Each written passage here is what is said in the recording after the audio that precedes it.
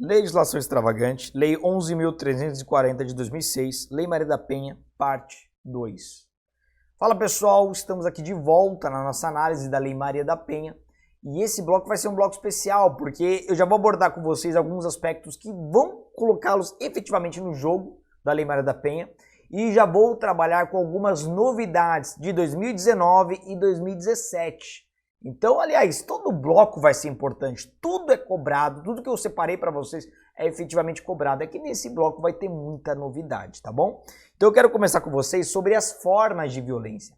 Porque o artigo 7º da Lei Maria da Penha ele vai trazer quais são as formas de violência. Será que é só a violência física, a patrimonial? Enfim, ele vai trazer todas.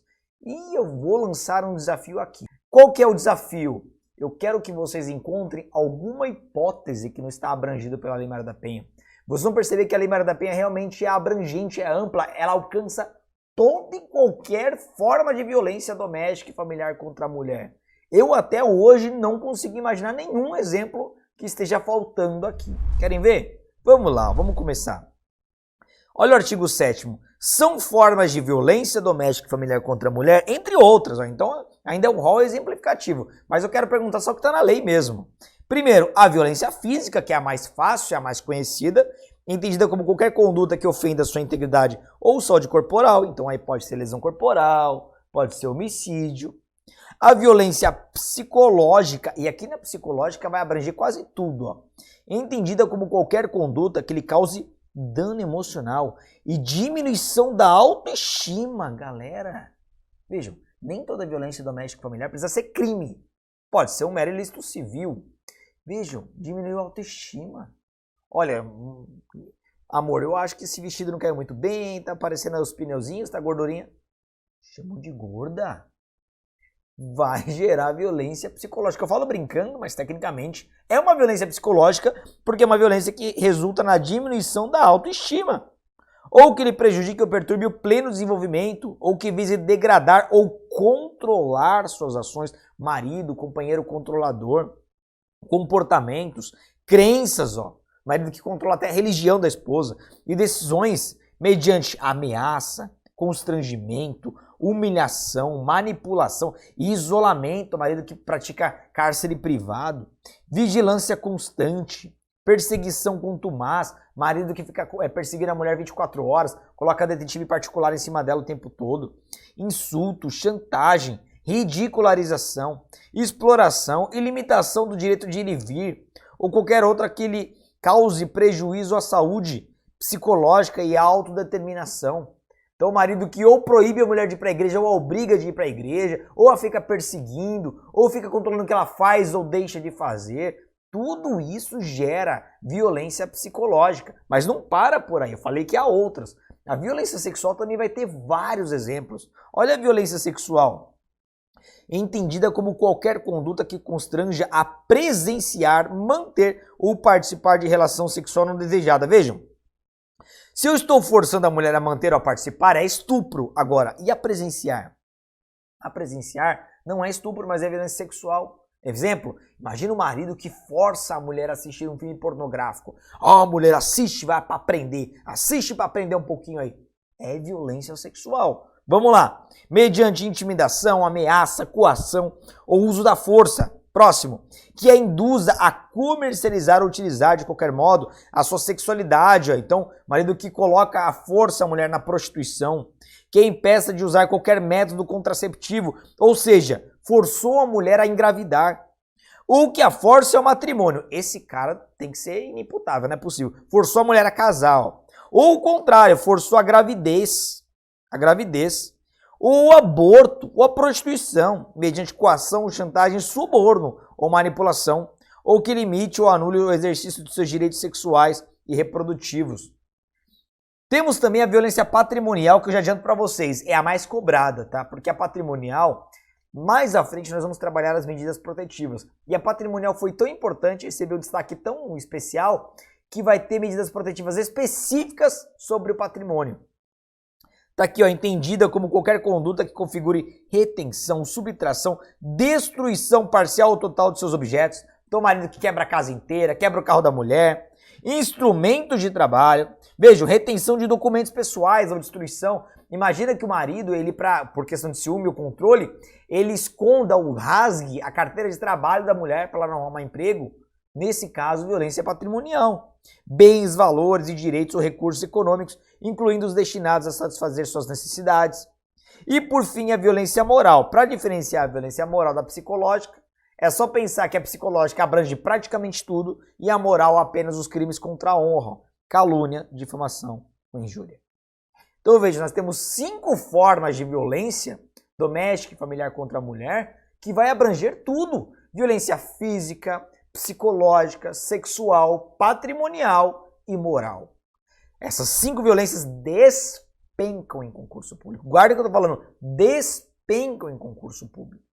E mais à frente, a gente vai perceber como é concretizada, principalmente sobre as medidas protetivas, sobre o atendimento da polícia. Aliás, nesse bloco eu ainda vou começar como é que funciona o atendimento da polícia. Geralmente é a polícia judiciária, polícia civil, polícia federal que vai defender a mulher. É a polícia civil. Na prática, é a polícia civil. Só que antes, eu quero trazer uma inovação para vocês prevista no artigo 9º. Pessoal, nós tivemos uma lei de 2019 que acrescentou um ponto muito importante. Porque nos casos de violência doméstica e familiar contra a mulher, geralmente quando a mulher é atendida e é socorrida, há gastos públicos e privados da mulher. Então nós tivemos uma lei recente aí que trouxe a obrigação do agressor arcar com as custas da agressão por ele praticada. E aqui nós vamos nos mínimos detalhes porque tem muita coisa bacana para estudarmos. Vejam, foi a Lei 13.871 de 2019. Acrescentou alguns parágrafos no artigo 9º. Olha o que vai começar aqui falando no parágrafo 4º. Aquele que, por ação ou omissão, causar lesão, violência física, sexual, psicológica, dano moral patrimonial à mulher, fica obrigado a ressarcir todos os danos causados, inclusive ressarcir ao SUS, Sistema Único de Saúde. Todos os danos causados, inclusive os danos causados sobre a mulher, sobre a ofendida. E aqui a lei apenas acrescenta ao SUS, não é exclusivamente ao SUS. De acordo com a tabela do SUS. Então vai ser levantado tudo que foi utilizado para cuidar da mulher, para dar os primeiros cuidados, o tratamento. E dentro da tabela do SUS, e a tabela vai vir com os valores, vai gerar o valor para esse cara ressarcir os cofres públicos.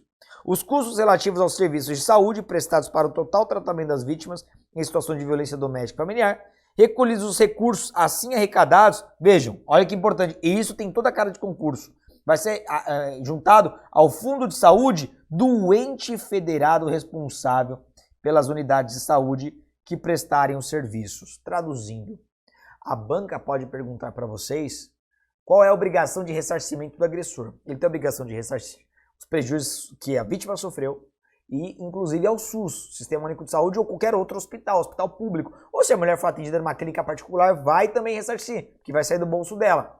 Agora, se for hospital público, preste atenção nessa parte final aí do parágrafo 4º. Essa parte final vai dar a ideia que é o seguinte: quem vai receber esse dinheiro, se for hospital público, é o ente federado que cuidou da mulher. Por exemplo, se essa mulher foi atendida no hospital municipal, é o município que vai receber.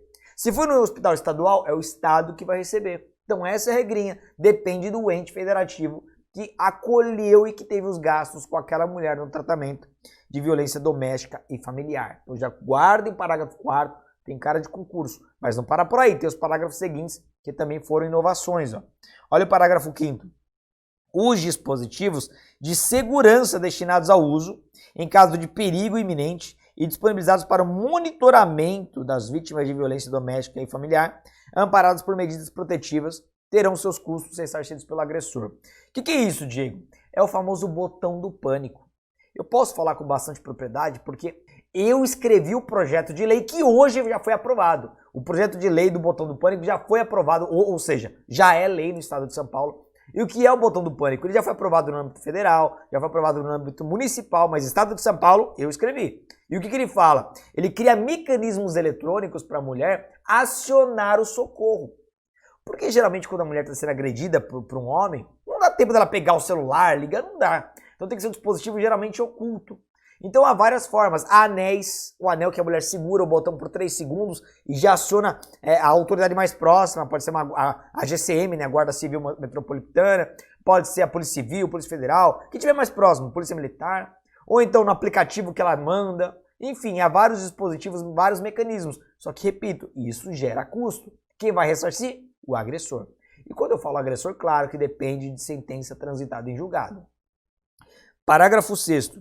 O ressarcimento de que trata os parágrafos anteriores não poderá importar em ônus, não poderá importar em ônus de qualquer natureza ao patrimônio da mulher e de seus dependentes, nem configurar atenuante ou exigir possibilidade de substituição de pena. Traduzindo, é muito comum às vezes que o agressor seja marido. E nesse caso é muito mais comum que o patrimônio seja de ambos. Então imagina o seguinte, o casal continua casado, aí o sujeito fala, beleza, vou ressarcir os custos. E aí ele tira do dinheiro que também pertence à mulher. Pô, não pode. A Constituição fala que a pena não pode passar da pessoa do condenado. Então imagina que o casal tem um patrimônio de 10 mil reais. Comunhão parcial de bens, dos dois aqueles 10 mil reais. Ele vai lá e tira 5 mil e paga. Metade de 5 mil é da mulher. Então não pode gerar em ônus. O que vai acontecer? O homem no momento tem que pagar, isso vai ficar registrado. Porque caso eles divorciem lá no futuro, nessa partilha vai ser deduzido só do montante dele. É assim que vai funcionar. Também não pode funcionar como atenuante de pena. Imagina que ele chega para o juiz e fala, olha juiz, eu ressarci os custos, diminui minha pena. Ou eu ressarci os custos, substitui minha cadeia por uma pena restritiva de direitos. Não pode. Não vai mexer em nada com a pena dele. Isso aqui, na verdade, é só uma pena acessória. Ele vai ter que ressarcir os custos, independentemente da futura pena privativa de liberdade a ser aplicada. E a lei continua no parágrafo 7º. A mulher, em situação de violência doméstica e familiar, tem prioridade, aqui vai dar problema, para matricular seus filhos, seus dependentes, em instituição de educação básica mais próxima de seu domicílio, ou transferi-los para essa instituição mediante a apresentação dos documentos comprobatórios do registro da ocorrência policial ou do processo de violência doméstica familiar em curso. Isso vai dar problema. Por quê? É evidente que o legislador foi muito bem intencionado aqui. Porque é muito comum, às vezes, a mulher não querer o afastamento do agressor do lar. Eu já vi muitos casos assim. Por exemplo, tem casos que a mulher não quer tirar o homem da casa porque ela simplesmente quer sair daquela vida. Então ela quer ir para alguma casa de algum parente que mora longe, só que vai levar tempo, antes ela ter que se mudar para uma cidade mais próxima, ou para um estado mais distante, enfim. Mas é muito comum a mulher não querer o afastamento, ela mesma querer ir embora. Só que ela leva os filhos dela. Só que geralmente isso acontece no meio do ano letivo. E aí aqueles filhos precisam se matricular, e ela chega na escola, não tem vaga, tem que esperar. Vão ser prejudicados os filhos? Não. Então o que a lei está falando é que essa mulher apresentando qualquer prova, qualquer demonstração de que o processo está em curso, uma certidão de objeto e pé, tá aqui, ó. Eu sou vítima de violência doméstica familiar, preciso de preferência. Nesse caso, ela vai ter prioridade. Vocês vão ver mais à frente que, não sei, pode ser o município ou o estado, o ente federativo vai ser obrigado a arrumar uma cadeira para aquela criança. Ah, mas não tem mais vaga, se vira, coloca uma cadeira a mais ali. Arruma algum espaço na sala, mas aquela criança vai ter uma vaga naquela escola. Então é assim que funciona. Só que percebam que como o legislador não foi específico, vai gerar injustiças. Por quê? Não é todos os casos de violência doméstica familiar que há essa necessidade. Imagine o caso que a mulher pede o afastamento do lar do agressor e ele sai. Só que é uma mulher que já está na fila há muito tempo para conseguir vaga para os filhos numa escola melhor, uma escola municipal mais próxima da casa dela. Os filhos já estão matriculados numa escola estadual, também próxima, mas ela quer aquela municipal. Ela pode usar os mesmos documentos para furar fila, mesmo sem necessidade. Porque aqui não é específico só quando houver necessidade, só quando a mulher sair do lar, não fala nada disso. Então abriram a brecha, vai ter essa oportunidade, porque a lei não é específica, tá bom? E continua no parágrafo 8º aqui, para a galera que gosta de fofoca, ó, preste atenção. Serão sigilosos os dados da ofendida e de seus dependentes matriculados ou transferidos, conforme disposto no parágrafo anterior. Né? E o acesso às informações será reservada ao juiz, ao membro do Ministério Público, aos órgãos competentes do poder público. Ou seja, quando a mulher matricula o filho e ela passa na frente, ela vai ter que mostrar que ela é vítima de violência doméstica familiar. Eu já trabalhei em escola pública, já fui professor. É uma fofocaiada desgraçada. Então imagina, se você libera lá, que são funcionários públicos, começa a contar da vida daquela mulher. Ó, tá vendo aquela criança? A mãe foi agredida pelo marido e tal, assim. Não pode. As informações são puramente sigilosas. O funcionário público que receber tem que ficar calado, simplesmente dar andamento, pronto, e acabou. Não pode sair fofocando em hipótese alguma, tá bom? Galera, olha só. Eu quero trabalhar com vocês agora mais uma inovação, tá? Que é o artigo 10A. Terminamos o nono agora. E agora eu quero trabalhar com vocês o atendimento policial. Eu não vou esgotar esse tema nesse bloco. Nós vamos iniciar. Só qual que é o detalhe? Aqui nós temos o artigo 10A, o 10, o 11, o 12, enfim. Temos vários artigos que vão trazer a responsabilidade da polícia desde o momento em que recebe a mulher vítima de violência doméstica e familiar até futuros desdobramentos, outras diligências. E eu vou começar com o 10A, porque o 10A ele vai ser fruto de uma lei de 2017, é relativamente novo. Olha o que diz o 10A, ele veio da lei 13.505. Ele vai falar que é direito da mulher em situação de violência doméstica e familiar o atendimento policial e pericial especializado, ininterrupto, e prestado por servidores, grife, preferencialmente do sexo feminino, previamente capacitados. Hoje em dia, todos os policiais são capacitados pela Cadepol, tá? Só que olha esse preferencialmente por sexo feminino. Qual que é a finalidade? Geralmente, quando a mulher vai numa delegacia, depois de ter sofrido violência, ela vai fragilizada, principalmente psicologicamente. Então ela não vai se abrir com qualquer pessoa. Imagina um homem, um policial que trata a mulher mal, de forma grosseira, ela já vai afastar. Então geralmente a mulher vai se abrir melhor com uma outra mulher. Então se tiver uma mulher, uma policial feminino, é prioridade. Às vezes nem é o caso de ser a competência dela. Por exemplo, imagine que quem auxilia o delegado é o escrivão de polícia. E a única mulher lá é agente de telecomunicações, não trabalha com atendimento direto ao público. Mesmo assim, ela vai ser chamada como mulher, porque conversando com a vítima vai ter uma maior facilidade, maior abertura para falar sobre os fatos. Agora, olha o que ele fala, preferencialmente. Com certeza, nas questões de concurso público, eles vão trocar, como alternativa errada, obviamente, vão trocar pela expressão exclusivamente. Vai estar errado. Vai estar errado. Não pode ser exclusivamente. Porque imagina que a mulher vai para um plantão, onde só tem homens naquele plantão, de madrugada. Ela não vai ser atendida? Claro que não, ela vai. Então é só no caso de se tiver uma mulher, a mulher vai lá atender essa vítima. Se não tiver, será por homens mesmo. E aí continua, parágrafo 1º. A inquirição de mulher em situação de violência, ou seja, a oitiva dela, em situação de violência doméstica familiar ou de testemunha de violência doméstica, quando se tratar de crime contra a mulher, obedecerá às seguintes diretrizes. Primeiro, salvaguarda da integridade física, psíquica e emocional da depoente, considerada a sua condição peculiar de pessoa em situação de violência doméstica familiar. Então a polícia vai ter que proteger ao máximo essa mulher. Não raras vezes, a mulher vai para a delegacia e o marido está do outro lado da rua só encarando para intimidar. Então a polícia tem que ficar sensível a todos esses detalhes para protegê-la, para colher o melhor e mais fiel depoimento possível. E continua, não para por aí. Segundo, garantia de que, em nenhuma hipótese, a mulher em situação de violência doméstica e familiar, ou os familiares dela, ou as testemunhas, terão contato direto com investigados ou suspeitos e pessoas a eles relacionadas. Isso é importante, deixa eu explicar isso para vocês. Por que esse dispositivo foi introduzido em 2017? O que nós tínhamos, às vezes, era muitos problemas nesses casos de investigação por conta, às vezes, de um escrivão metódico, algum escrivão muito bitolado em organização. O que aconteceu era o seguinte, tem escrivão que, quando vai auxiliar o delegado na condução de algum inquérito, ele quer resolver tudo daquele inquérito no mesmo dia. Então é normal ele fazer isso. Por exemplo, pega lá o inquérito de extorsão, aí no mesmo dia ele chama os acusados, os investigados, chama as vítimas, as testemunhas, em horários diferentes, claro, mas para a ouvida do mundo. E às vezes acontece eles se encontrarem no corredor, porque são horários próximos, às vezes atrasa uma agenda ou outra. Isso acontecia com a hipótese da Lei Maria da Penha e dava problema. Porque esse escrivão chamava ali vítima, agressor, familiares da vítima, familiares do agressor, testemunhas.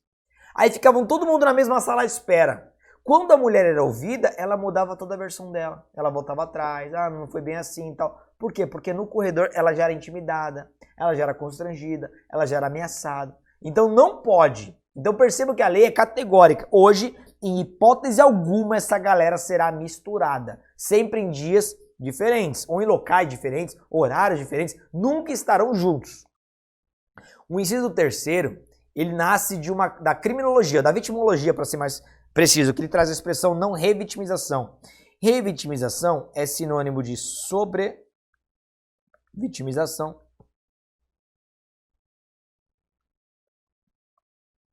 Também chamado de vitimização secundário, que ocorre quando a vítima sofre naturalmente dos mecanismos de justiça criminal. Exemplo, imagina uma mulher que foi estuprada pelo companheiro. Claro, no momento que ela é estuprada, ela já é vitimizada, que ela sofre a vitimização primária.